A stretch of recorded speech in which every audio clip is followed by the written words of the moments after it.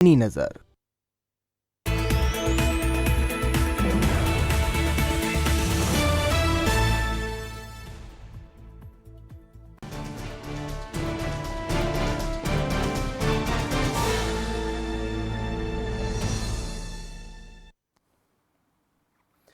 नमस्कार, आप देख रहे हैं सवाल आपका, साथ ही सिंहासन पर महासंग्राम में आपका स्वागत है। उत्तर प्रदेश में सियासी रण अपने चरम पर है। यूपी में आज तीसरे चरण का मतदान हुआ। 16 जिलों की 59 विधानसभा सीटों पर 2 करोड़ से ज्यादा मतदाताओं ने अपने मताधिकार का प्रयोग किया और 627 उम्मीदवारों की किस्मत ईवीएम में कैद हो गई। तीसरे चरण की कई अहम सीटों को समाजवादी पार्टी का गढ़ माना जाता रहा है।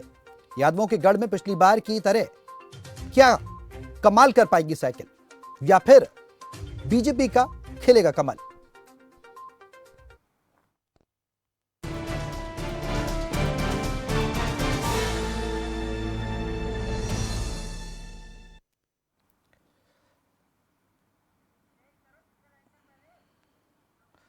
तो तीसरे चरण में अधिकतर यादव बाहुल्य होने की वजह से बीजेपी को इन सीटों पर सपा से कड़ी टक्कर मिलने की उम्मीद जताई जाती रही है। अगर यूपी में साल 2017 के विधानसभा चुनाव को देखें तो यह वही तीसरा चरण है जिसमें मोदी लहर के दम पर बीजेपी ने 90% सीटों पर कब्जा कर लिया था।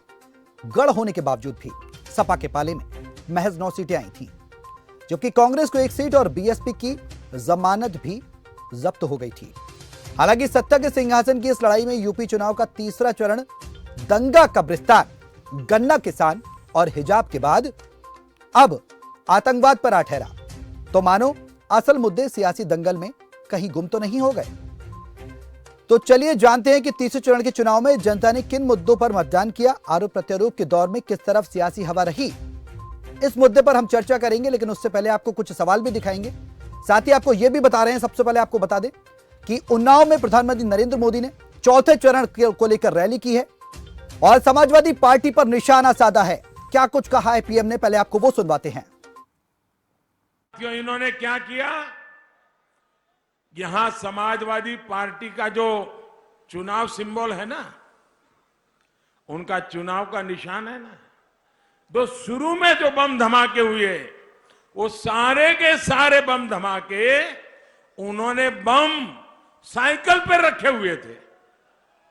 अब देखिए, साइकिल पे बम रखे हुए थे और जहां लोग सब्जी वगैरह खरीदने के लिए आते हैं वहीं साइकिल पार्क करके चले गए थे और एक समय चारों तरफ ये साइकिलों पर रखे हुए बम धमाके फूटे।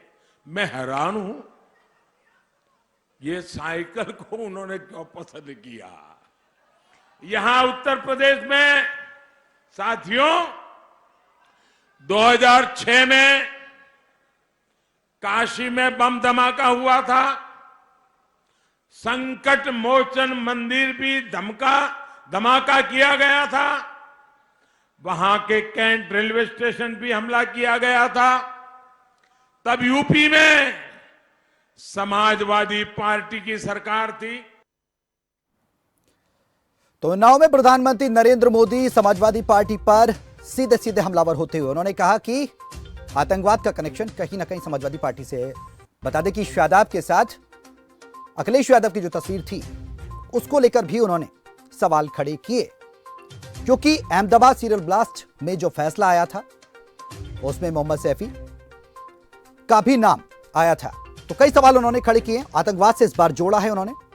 इस पूरे मुद्दे पर आखिर चर्चा करेंगे कि तीसरे चरण में किस पार्टी की दमखम रहा, किस पार्टी का सबसे ज्यादा असर देखने को मिला, मतदान किस मुद्दों पर हुए और क्या असल मुद्दे तो नहीं भटक गए। इन पर करेंगे चर्चा, लेकिन उससे पहले एक नजर कुछ अहम सवालों पर डालते हैं। किन मुद्दों पर हुआ तीसरे चरण का मतदान, यह बहुत अहम है। विकास की बात, जनता आखिर किसके साथ है और तीसरे चरण का दंगल किसका होगा मंगल। असल मुद्दों से भटके तो नहीं राजनीतिक दल। किन मुद्दों पर हुआ मतदान, आपको बता दें कि यूपी में तीसरे चरण के मतदान की अगर बात करें तो 5 बजे तक 57.25% वोटिंग दर्ज की गई है ऑल यूपी में। और ऐसे में मतदाताओं की बात की जाए तो भारी संख्या में अपने मताधिकार का इस्तेमाल किया गया। बुंदेलखंड, अवध और पश्चिमी यूपी के 59 विधानसभा सीटों में 16 जिलों पर आज मतदान हुए। सवाल आपका में हम लगातार फोन नंबर से आपको फ्लैश कर रहे हैं, आप सीधे हमसे जुड़ सकते हैं, हमारे साथ चर्चा में शामिल हो सकते हैं। कुछ सवाल आपके हैं तो आप पूछ सकते हैं। और हमारे साथ पैनलिस्ट मौजूद हैं। प्रवक्ता हैं दीपक बघेल बीजेपी से हैं, डॉक्टर आलोक कुमार हैं प्रवक्ता हैं समाजवादी पार्टी से, इस चर्चा में शामिल हैं। आप दोनों ही प्रवक्ताओं का बहुत बहुत स्वागत है इस चर्चा में शामिल होने के लिए। समाजवादी पार्टी की तरफ से अपना रुख रखेंगे आप। डॉक्टर आलोक कुमार, दीपक बघेल, आपका भी बहुत बहुत स्वागत है बीजेपी की तरफ से, आप रुख रखेंगे बीजेपी का। चर्चा शुरू करूं उससे पहले अभी अगर आज के मतदान की बात की जाए दीपक जी, तो तीसरे चरण में कितने प्रतिशत वोटिंग को आप बीजेपी के पक्ष में देखते हैं? क्योंकि समाजवादी पार्टी का गढ़ है 57.25% वोटिंग 5 बजे तक दर्ज की गई। किन मुद्दों को लेकर बीजेपी अपना दमखम आजमा रही है और जनता का क्या मिजाज देख रहे हैं तीसरे चरण में, क्योंकि यादव बहुल सीट है, चुनौती मानते हैं? देखिए सौरभ जी, आज उत्तर प्रदेश की जनता ने राष्ट्रवाद, सुशासन और विकास को लेकर आज बम्पर वोटिंग की है। भारतीय जनता पार्टी के पक्ष में वोटिंग की है। भारतीय जनता पार्टी को आशीर्वाद दिया है ईवीएम के माध्यम से और उत्तर प्रदेश के अंदर कमल खिलने जा रहा है। जिस प्रकार से जो समाजवादी पार्टी के लोग हैं और नेता हैं, जो रहनुमा बने हुए आतंकवादियों के, यह आज उत्तर प्रदेश की जनता समझ रही है। किस प्रकार से आस्था पर प्रहार करते हैं, ये भी उत्तर प्रदेश की जनता ने देखा। और भारतीय जनता पार्टी के द्वारा किया गया उत्तर प्रदेश का विकास भी, जो चौमुखा विकास है जो उत्तर प्रदेश का भारतीय जनता पार्टी ने किया है, वो भी देखा आज प्रदेश की जनता ने। ठीक है। और आज ही देखिए, राशन, सुशासन और मकान, बिजली कनेक्शन, गैस कनेक्शन लगातार उत्तर प्रदेश की सभी जनता को, जो अंतिम पायदान का व्यक्ति है, उसको भी आज पहुंचाने का काम किया, तो भारतीय जनता पार्टी ने काम किया। वहीं समाजवादी के दौर पर दंगाई, गुंडाई, भ्रष्टाचारी, अपराधी, गैंगस्टर, बलवाई, ये सब प्रखर होके बोलते थे।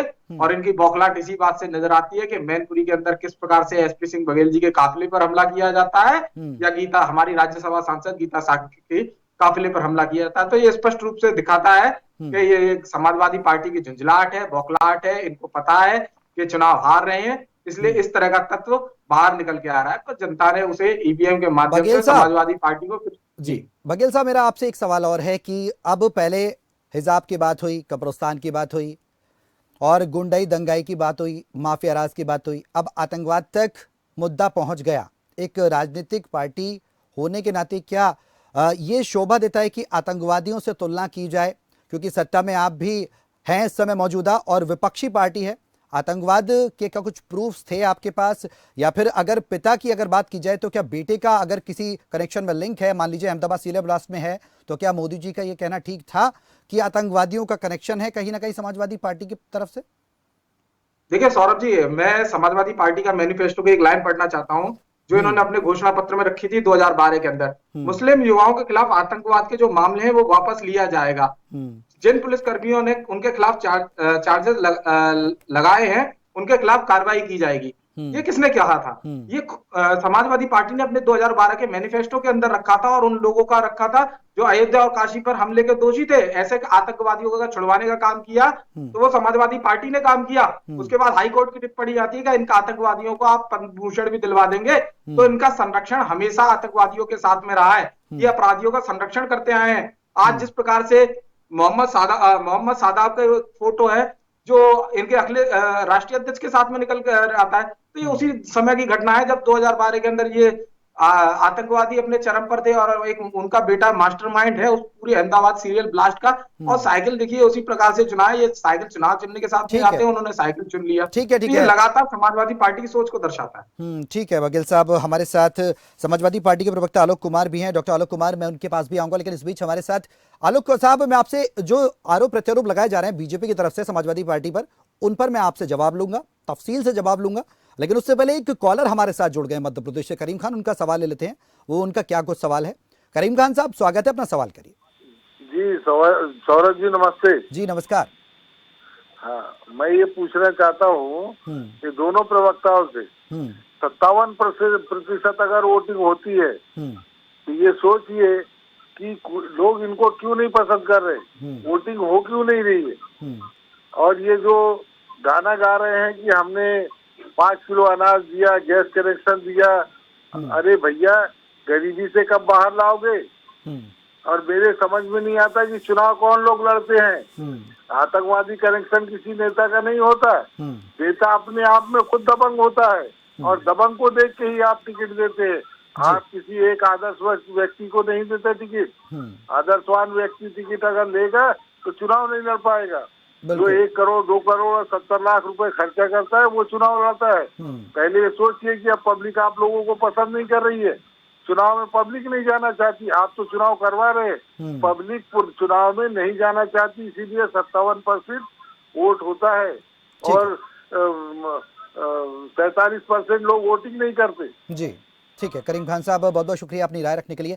तो कहीं ना कहीं दोनों ही पार्टियों की तरफ सवाल खड़े करते हुए दर्शक हमारे और कॉलर्स हमारे साथ इस कार्यक्रम में जुड़ते हैं, अपनी अपनी राय रखते हैं। आप भी अपनी राय रख सकते हैं और कहीं ना कहीं वोट परसेंटेज को लेकर भी सवाल करीम खान साहब ने उठाया। और डॉक्टर आलोक, सवाल यही है कि आज प्रधानमंत्री ने उन्नाव में चौथे चरण के प्रचार की बात कही। उन्होंने सीधे सीधे निशाना साधा कि समाजवादी पार्टी साइकिल पर बम लेकर घुमवाती है आतंकवादियों को और अहमदाबाद सीरियल ब्लास्ट से समाजवादी पार्टी का लिंक है। केंद्रीय मंत्री की बात की जाए, अनुराग ठाकुर ने भी यह बात कही है और यही बात केंद्रीय गृह मंत्री की बात की जाए, अमित शाह ने भी कही है कि विकास नहीं है परिवारवाद है। तमाम आरोपों से घिरी हुई समाजवादी पार्टी, आपका क्विक रिएक्शन चाहूंगा, क्या आतंकियों की पनाहगार है समाजवादी पार्टी? धन्यवाद जी। और सबसे पहले तो मैं धन्यवाद दूंगा बीजेपी प्रवक्ता साथी को और ये बताऊंगा कि साथी मेरे मित्र चाहे कितना भी झूठ बोल, लेकिन तुम अभी बहुत जल्दी निगम या चेयरमैन अभी बनने वाली हो, इसलिए इस देश में कम से कम कुछ तो सच बोलना प्रारंभ कर दो। कब तक और कितना झूठ बोलो। अब बात आते हैं कि कौन आतंकवादी। आप सौरभ जी देखेंगे पहले दूसरे और तीसरे चरण में गांव में इनके कार्यकर्ता गए, विधायक गए, मंत्री गए, लोगों ने भगा दिया है।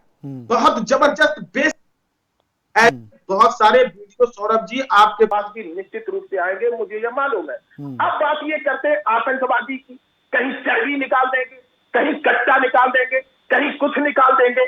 तो ये ड्रामेबाजी सिर्फ इसलिए करते हैं कि 5 साल की सरकार में स्मार्ट सिटी बना नहीं पाए, 70 लाख और 2 करोड़ रोजगार दे नहीं पाए।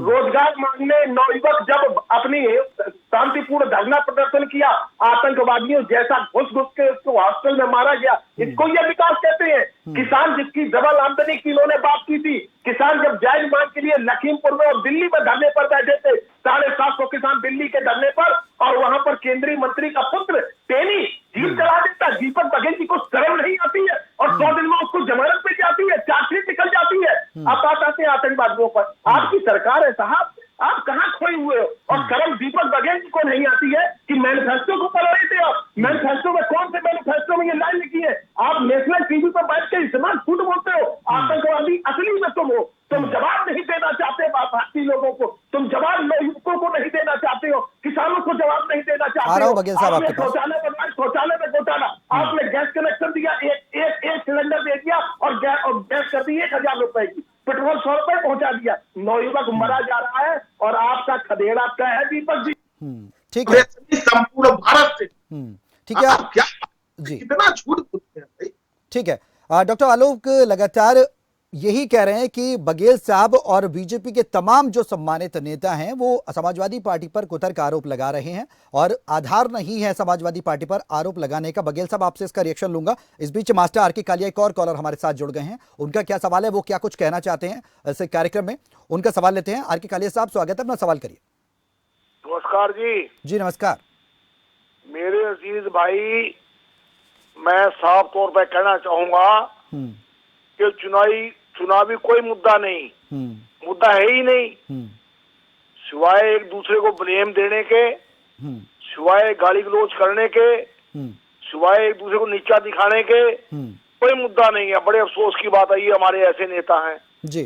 और मीडिया की रिपोर्ट है, बच्चा बच्चा जानता है हिंदुस्तान का 130 करोड़ की आबादी है लगभग, 60% हमारे जो राजनेता हैं वो क्रिमिनल हैं। बड़े अफसोस की बात है, इससे इस दुर्भाग्य देश का क्या होगा आपको पता ही है, आप बेहतर जानते हैं मेरे आप अजीज भाई, आप बेहतर जानते हैं। एक बात और कहना चाहूंगा जी काले साहब, जहां तक है विकास की बात, विकास की बात मैं कहना चाहूंगा। अरे कैसा विकास, कैसा विकास? ये हमारा अपना पैसा है, सड़क बिजली पानी, मैं इसको विकास नहीं समझता। हेलो गुल रख लो ये तोहफे गुल अपना, ठीक है हेले चमन रख लो ये तोहफे गुल अपना, जी, मुझे मेरा हक दे दो, इनाम नहीं लूंगा। ये बिल्कुल। विकास की बात क्या करते हैं? क्या विकास हुआ है? हमें तो ये समझ में नहीं आता विकास क्या हुआ। हम तो वहीं के वहीं हैं भाई मेरे अजीज, हम तो वहीं खड़े हैं, बिल्कुल। कर्मचारी हैं, वहीं खड़े हैं हम तो। बिल्कुल शुक्रिया। काले साहब, बिल्कुल काले साहब, नाराजगी आपकी बिल्कुल लाजमी भी है कि जनता के बीच में से जो लोग आते हैं उनका दर्द लाजमी है। दर्शक हमारे अंबाला से मास्टर आर के कालिया जुड़े थे, उन्होंने साफ तौर पर कहा कि विकास नहीं हुआ और विकास के नाम पर सिर्फ जुमलेबाजी हुई है और आपस में एक दूसरे पे आरोप प्रत्यारोप कर रहे हैं। बघेल साहब आप रिएक्शन दें, उससे पहले मैं आपसे एक सवाल करना चाहता हूं, क्या असल मुद्दों से भारतीय जनता पार्टी की बात की जाए, क्या भटक गई है पार्टी, या क्यों आखिरकार हिजाब, आतंकवाद, इस तरीके के मुद्दे उठाए जाते हैं चुनाव के दौरान? क्या इसका फायदा लेना चाहती है या असल मुद्दों पर भी ध्यान केंद्रित करने की जरूरत है? क्योंकि आप ये भूल रहे हैं कि कहीं ना कहीं ये वही तीसरा रण है कि जिसमें आपने मोदी लहर के जरिए जो 2017 का विधानसभा चुनाव जीता था, 59 में से 49 सीटें आई थी, लेकिन इस बार योगी जी के विकास के को किस तरीके से आप पेश करेंगे? क्या आतंकवाद के जरिए विकास पेश किया जा सकेगा? देखिए सौरभ जी, जिस प्रकार से भारतीय जनता पार्टी ने लगातार अपने 5 वर्षों का रिपोर्ट कार्ड जनता के समक्ष पेश किया, हमने बताया कि हमने 5 साल के अंदर कितना काम किया, और ये आज तक किसी इतिहास में, भारत के इतिहास में किसी सरकार ने नहीं बताया कि हम 5 साल में इतना काम कर चुके हैं। हमने हर बार अपना रिपोर्ट कार्ड रखा। तो हम जब बता रहे थे पूरे प्रदेश को कि हमने 1,55,000 करोड़ रुपया गन्ना मूल्य का भुगतान कर दिया, तो ये जिन्ना ये लेकर आए। राजनीतिक दुश्मन इन्हें पाकिस्तान नजर आता है, इन्हें चीन बड़ा दुश्मन नजर आता है। उसके बाद आतंकवादी को परिचय देने का काम समाजवादी पार्टी ने किया। डकैती, पकैती, छिनैती, लुटैती और अपहरण का व्यापार करने वाले लोगों को अगर परिचय दिया तो इन लोगों ने दिया। दंगाइयों को टिकट देने का काम किया तो इन्होंने देने का काम मैं किया। डॉक्टर आलोक से भी इसका सवाल का जवाब ले लूंगा बघेल साहब, लेकिन कहीं ना कहीं मुख्य मुद्दों से ना भटका जाए ना। अगर आतंकवाद, कब्रिस्तान, हिजाब और यही सब, दंगा, माफिया, यही सब चलता रहेगा, चलिए ठीक है, कानून व्यवस्था ठीक है, उस पर सवाल कहीं नहीं उठाया जा सकता, ये बात ठीक है, लेकिन मुख्य मुद्दे भी तो होने चाहिए। बुंदेलखंड की बात की जाए, बुंदेलखंड में 6 जिले हैं और साथ ही साथ 13 विधानसभा सीटें हैं। अवध में आपके 27 विधानसभा सीटें हैं और इसी तरीके से पश्चिमी यूपी में जो मैनपुरी आता है, जिसमें कहीं ना कहीं 5 जिलों में 19 विधानसभा सीटें हैं। ऐसे में करहल में एक बड़ी चुनौती हो सकती है। पहली बार विधानसभा में चुनाव लड़ रहे हैं अखिलेश यादव, करहल से सीट चुनी है। मुख्य मुद्दे ना भटके बघेल साहब। हमारे साथ एक और कॉलर है, आपके पास आ रहा हूं मैं और अपने दोनों ही प्रवक्ताओं के पास आ रहा हूं। एक और कॉलर हमारे साथ जुड़ गए, प्रदीप कुमार है राजस्थान से। प्रदीप जी स्वागत है, अपना सवाल करिए। जी क्या है, जब भी इलेक्शन आता है जी, असल मुद्दों में से तो लोग भटका देते हैं। किसान की हालत खराब है, आम आदमी की हालत खराब है। आज की पत्रिका में देखो आप, करोड़पतियों की जनसंख्या बढ़ रही है अपने देश में और मध्यम वर्ग और गरीब होता जा रहा है। किसान खाद के लिए भटक रहा है जी। लहसुन बाजार में 700 रुपए क्विंटल बिक रहा है। किसानों की हालत बदतर है। दिन भर झूठ बोलना, लोगों को बकना, आतंकवाद, हिजाब, इन तरह की चीजों पे हमारे देश का क्या होगा? कहाँ ले जा रहे हैं भारतीय जनता पार्टी के लोग देश को? विकास कहीं भी विकास नहीं, कहीं विकास नजर नहीं आता इनका। टोल टैक्स कितना ले रहे हैं आप बताओ? टोल टैक्स से रोड बनते हैं जी। सुप्रीम कोर्ट तक ने फटकार लगाया कि टोल कब तक लोगे। डीजल पेट्रोल की कीमतें आसमान छू रही है। जी जी। रोजगार नहीं, 20 करोड़ लोग बेरोजगार हो गए।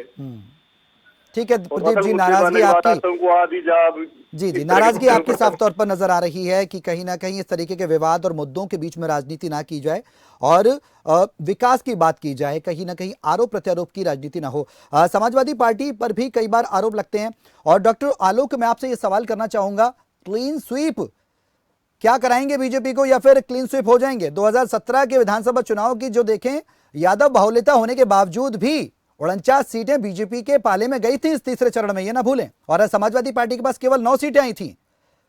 समाजवादी पार्टी 2022 के चुनाव में कहां पाती है अपने आप को? देखिए 2022 का चुनाव में बिल्कुल क्लीन स्वीप कर में भाजपा।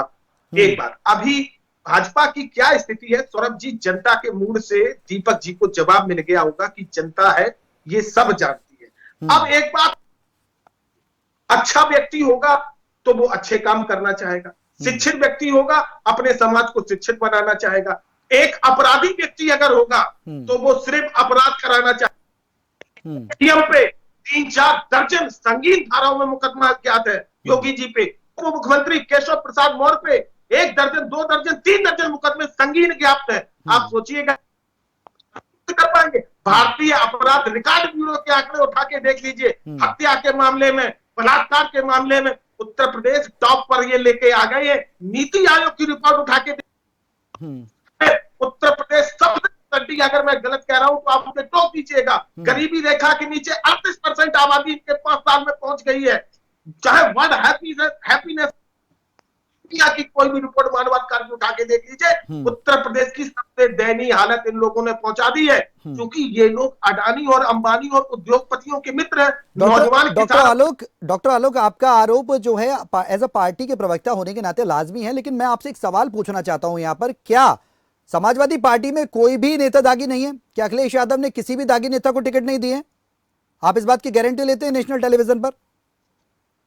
देखिए, बात एक होती है अपराधी हम किसको कहते हैं, एक होते हैं कि विवेचना हो रही है या उसमें कोर्ट के द्वारा साबित हो चुका है, या कौन से लोग हैं जो अपने मुकदमे सीएम रहते हुए वापस लेने का काम कर रहे हैं। तो अपराध की जो बात करते हैं और आतंकवादियों की जो बात करते हैं, देविंदर सिंह जो पंजाब में आतंकवादियों को ला रहे थे, उन्होंने क्या कहा था कि मुझे एक स्पेशल ड्यूटी पे भेजा गया है। पुलवामा हमला चुनाव के समय ही क्यों हुआ था?